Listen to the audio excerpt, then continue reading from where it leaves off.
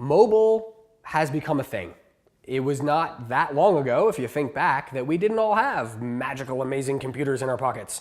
But now that we do, the internet has had to adapt on how to display content on those devices.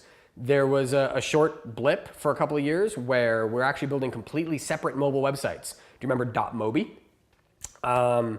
Then, these days we're moving away from that. That's more or less dead. There's still a lot of different options for how to do that. Working off the same website, you could have a completely separate mobile theme. So using browser detection, the website says, oh, you're on a mobile device. I'm not going to give you the desktop theme. I'm going to grab this mobile theme from over here and give it to you. So that means you still only have to maintain one body of content, which is a huge improvement over having the mobile website and the other website.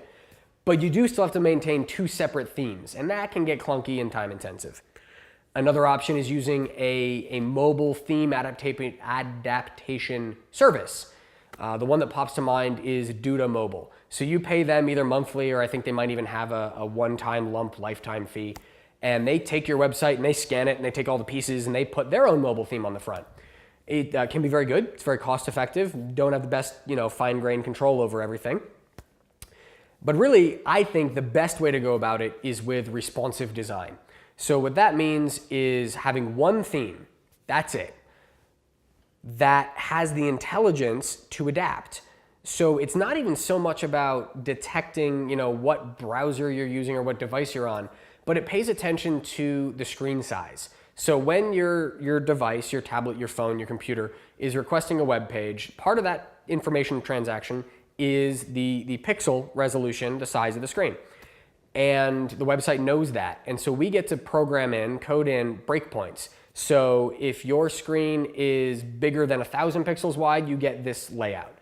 And then conditionally change that as you go down to tablet size and phone wide mode and then phone tall mode. But it's ultimately all the same design, one theme to maintain, super flexible, and as much as anything is future-proof, it's just based on size. So as long as the viewport that we're using has a size, it can adapt to it. I'm gonna tack on to the end of this, apps. Apps get talked about a lot, and I get a lot of clients who are like, I want an app. Well, why? Because it's the new cool thing? All right, if you really insist. The differentiator that I try to draw is if you're really just delivering your same website content, static content, you don't need an app. Like, I'm gonna go to your website and have a responsive design, and that's what you need. App is short for application. So if you've got something that does something, if it allows you to order or interact with you in some more advanced way, that's a really good use for an app. Obviously, there's other benefits. You can do push notifications and some, geofencing, all kinds of cool nerdy stuff. But my advice is don't jump into app development just because you think it's the best way to get on a phone, to get your content onto a smaller device. Probably the best way to do that is with responsive design.